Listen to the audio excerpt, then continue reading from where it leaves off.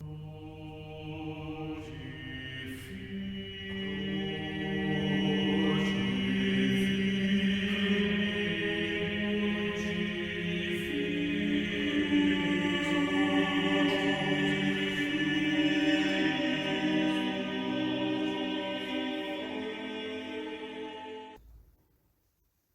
winter's evening, toward the close of the year 1800, or within a year or two of that time, a young medical practitioner, recently established in business, was seated by a cheerful fire in his little parlour, listening to the wind, which was beating the rain in pattering drops against the window or rumbling dismally in the chimney.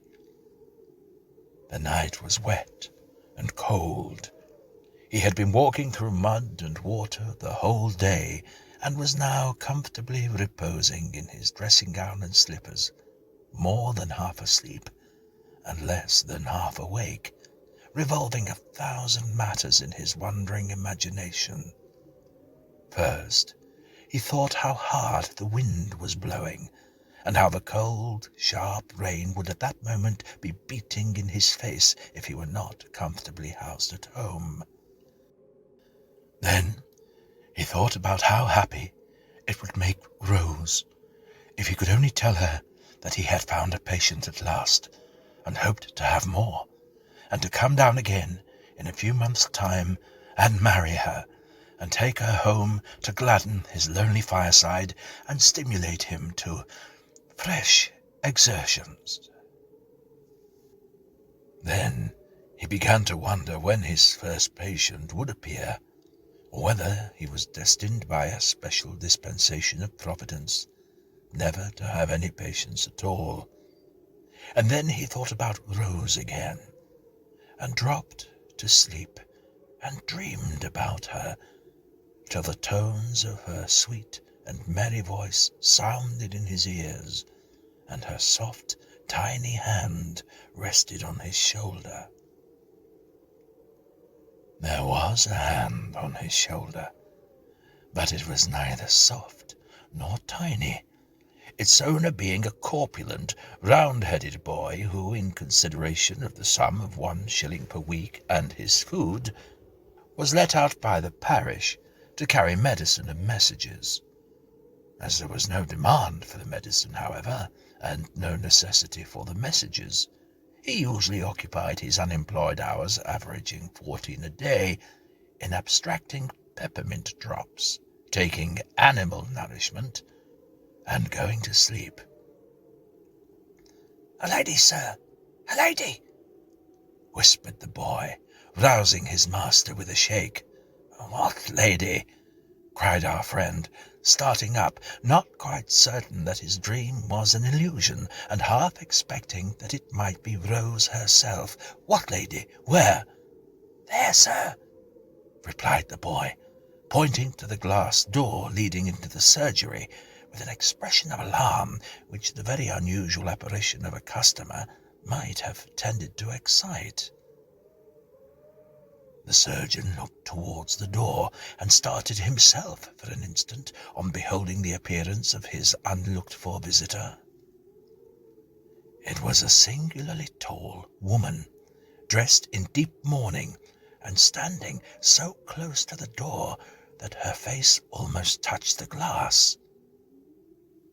The upper part of her figure was carefully muffled in a black shawl, as if for the purpose of concealment, and her face was shrouded by a thick black veil.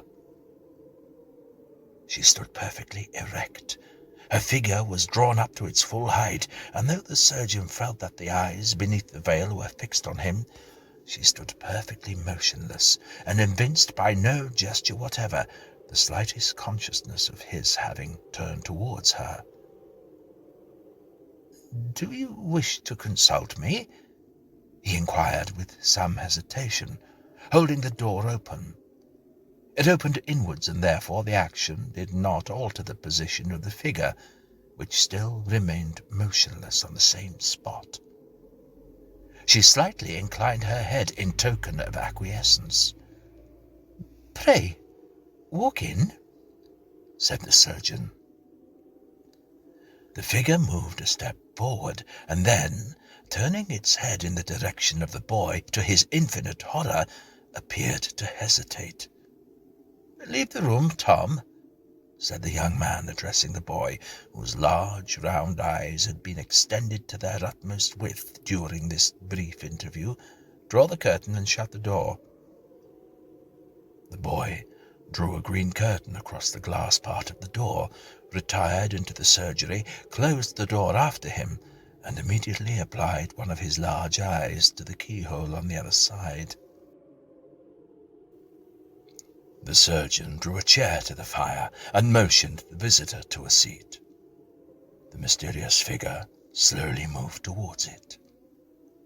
As the blaze shone upon the black dress, the surgeon observed that the bottom of it was saturated with mud and rain. "You are very wet," he said. "I am," said the stranger in a low, deep voice. "And you are ill?" added the surgeon compassionately, for the tone was that of a person in pain. "I am," was the reply, "very ill, not bodily, but mentally. It is not for myself or on my own behalf," continued the stranger, "that I come to you. If I laboured under bodily disease, I should not be out alone at such an hour on such a night as this. And if I were afflicted with it 24 hours hence, God knows how gladly I would lie down and pray to die. It is for another that I beseech your aid, sir. I may be mad to ask it for him, I think I am, but night after night, through the long dreary hours of watching and weeping, the thought has been ever present to my mind, and though even I see the hopelessness of human assistance availing him, the bare thought of him lying in his grave without it makes my blood run cold. And a shudder, such as the surgeon well knew art could not produce, trembled through the speaker's frame. There was a desperate earnestness in this woman's manner that went to the young man's heart. He was young in his profession, and had not yet witnessed enough of the miseries which are daily presented before the eyes of its members to have grown comparatively callous to human suffering. "If," he said, rising hastily, "be in so helpless a condition as you describe, not a moment is to be lost. I will go with you instantly. Why did you not obtain medical advice before?" "Because it would have been useless before, because it is useless even now," replied the woman, clasping her hands passionately. The surgeon gazed for a moment on the black veil, as if to ascertain the expression of the features beneath its thickness. Its thickness, however, rendered such a result impossible. "You are ill," he said gently, "although you do not know it. The fever which has enabled you to bear without feeling it the fatigue you have evidently undergone is bursting within you now. Put that to your lips," he continued, pouring out a glass of water. "Compose yourself for a few moments, and then tell me as calmly as you can what the disease of the patient is, and how long he has been ill. When I know what is necessary, I should know to render my visit serviceable to him. I am ready to accompany you." The stranger lifted the glass of water to her mouth without raising the veil, put it down again untasted, and burst into tears.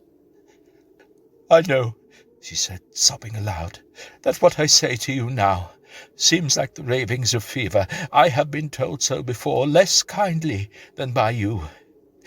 I am not a young woman, and they do say that as life steals onward toward the final close, the last short remnant, worthless as it may seem to all beside, is dearer to its possessor than all the years that have gone before, connected though they may be with the recollection of old friends long since dead.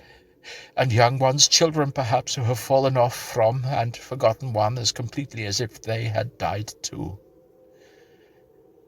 My natural term of life cannot be many years longer, and should be dear on that account, but I would lay it down without a sigh, with cheerfulness, with joy, if what I tell you now were only false or imaginary.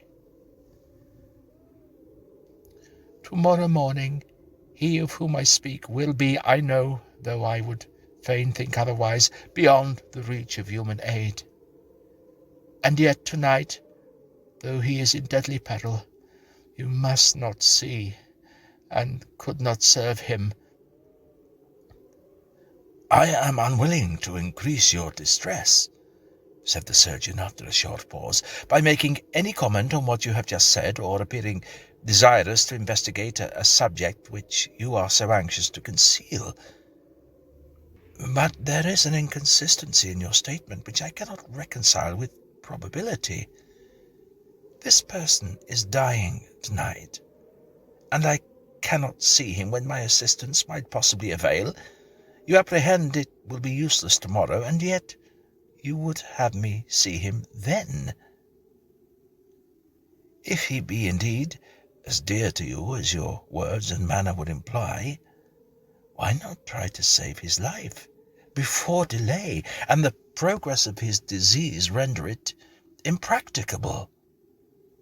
God help me, exclaimed the woman, weeping bitterly now.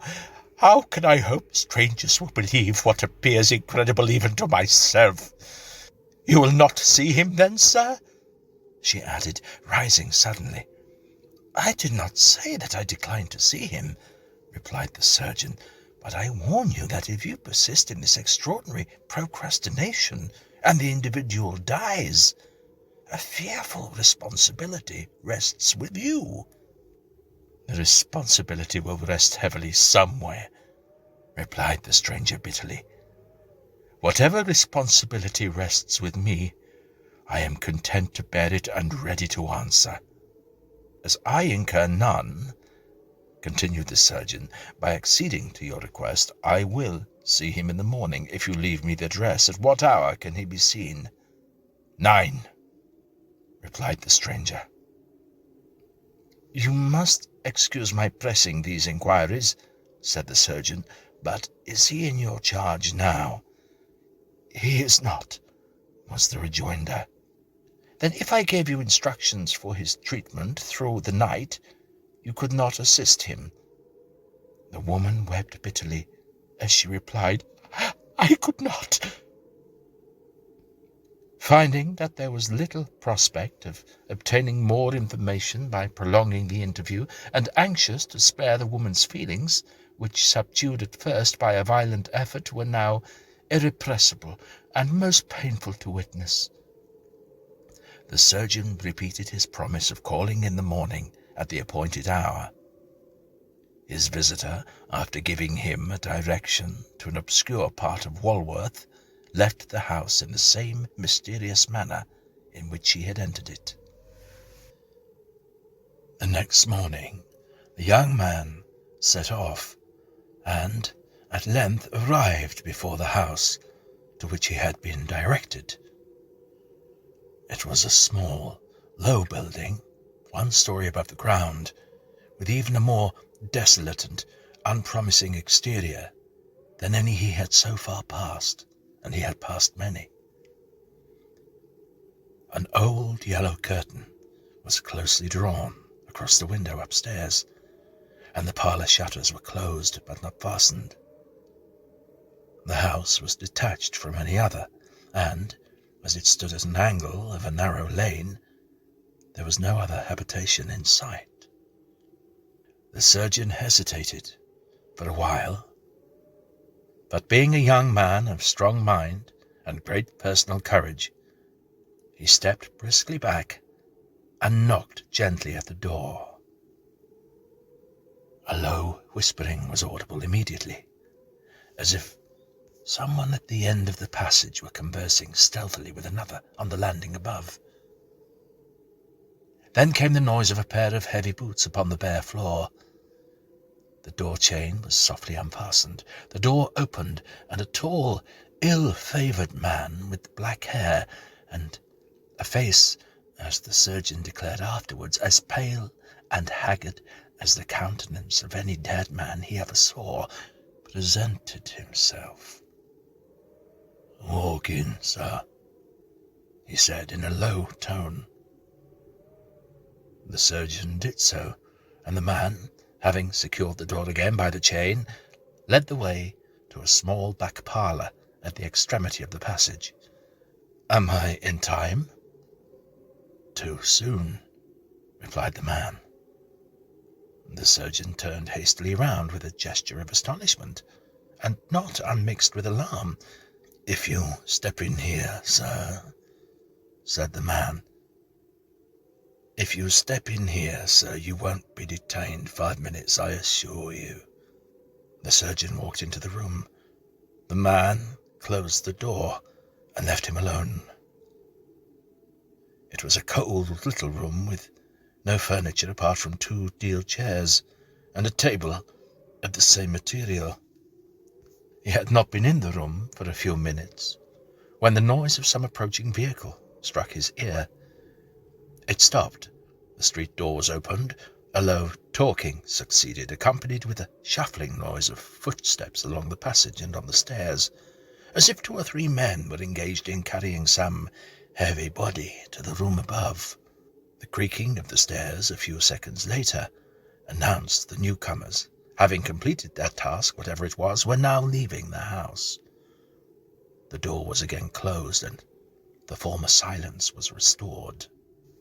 After a moment, the door to the room opened, and his last night's visitor, dressed in exactly the same manner, with the veil lowered as before, motioned him to advance. The singular height of her form, coupled with the circumstance of her not speaking, caused the idea to pass across the surgeon's brain for a moment that it might be a man disguised in a woman's attire. The hysteric sobs which issued from beneath the veil, and the compulsive attitude of grief of the whole figure, however, at once exposed the absurdity of that suspicion, and he followed her. The woman led the way upstairs to the front room. Stretched upon the bed, closely enveloped in a linen wrapper and covered with blankets, lay a human form, still and motionless. The head and face were those of a man. They were uncovered, save for a bandage which passed over the head and under the chin. The eyes were closed. The left arm lay heavily across the bed, and the woman held the passive hand. The surgeon gently pushed the woman aside and took the hand in his. "My God, the man is dead!" The woman started to her feet and held her hands together. "Oh, don't say so, sir," she exclaimed with a burst of passion amounting almost to frenzy. "Oh, don't say that, sir. I can't bear of it. Men have been brought to life before, when unskilled people have given them up for lost, and men have died who might have been restored if proper means had been resorted to. Don't let him lie here, sir, without one effort to save him. The very moment may be passing away, sir. Do try, sir, for heaven's sake." "It's of no use, my good woman," said the surgeon soothingly, as he withdrew his hand from the man's. "Stay, undraw that curtain." "Why?" said the woman, starting up. "Undraw that curtain," repeated the surgeon in an agitated tone. I darkened the room on purpose," said the woman, throwing herself before him as he rose to undraw it. "Oh, sir, have pity on me, and if it can be of no use and he really is dead, do not expose that form." With a motion so sudden that the woman hardly knew what had happened, he tore open the curtain and admitted the full light of day and returned to the bedside. "There has been violence here," he said, pointing toward the body and gazing intently on the face from which the black veil was now for the first time removed. In the excitement of the minute before, the female had thrown off the bonnet and veil, and now stood with her eyes fixed upon him. Her features were those of a woman of about 50, who had once been handsome. Sorrow and weeping had left traces upon them. "There has been violence here," said the surgeon. "There has," replied the woman. "This man has been murdered." "That I call God to witness he has," said the woman, passionately. "Pitilessly, inhumanely murdered." "By whom?" said the surgeon, seizing the woman by the hand. "Look at the butcher's marks, and then ask me," she replied. The surgeon turned his face toward the bed and bent over the body, which now lay in full light at the window. The throat was swollen, and a livid mark encircled on it. It suddenly dawned upon him. "This is one of the men who were hanged this morning," he exclaimed, turning away with a shudder. "It is," replied the woman, with a cold, unmeaning stare. "Who was he?" inquired the surgeon. "My son," rejoined the woman, and she fell senseless at his feet. Apparently a companion, equally guilty with himself, had been acquitted for want of evidence, and this man had been left for death and executed. To recount the circumstances of the case at this distant period must be unnecessary, and might give pain to some persons still alive. The history was an everyday one. The mother was a widow without friends or money, and had denied herself necessaries to bestow them on her orphan boy. That boy, unmindful of her prayers and forgetful of the suffering she had endured for him, incessant anxiety of mind and voluntary starvation of body, had plunged into a career of dissipation and crime. And this was the result: his own death by the hangman's hands, and his mother's shame and incurable insanity. For many years after this occurrence, and when profitable and arduous avocations would have led many men to forget such a miserable being existed, the young surgeon was a daily visitor at the side of the harmless mad woman, not only soothing her by his presence and kindness, but alleviating the rigour of her condition by pecuniary donations for her comfort and support, bestowed with no sparing hand. In the transient gleam of recollection and consciousness which preceded her death, a prayer for his welfare and protection as fervent as mortal ever breathed rose from the lips of the poor, friendless creature. That prayer flew to heaven and was heard. The blessings he was instrumental in conferring had been repaid to him 1,000-fold. But amid all the honours of rank and station, which have since been heaped upon him, and which he has so well earned, he can have no reminiscence more gratifying to his heart than that connected with the black veil.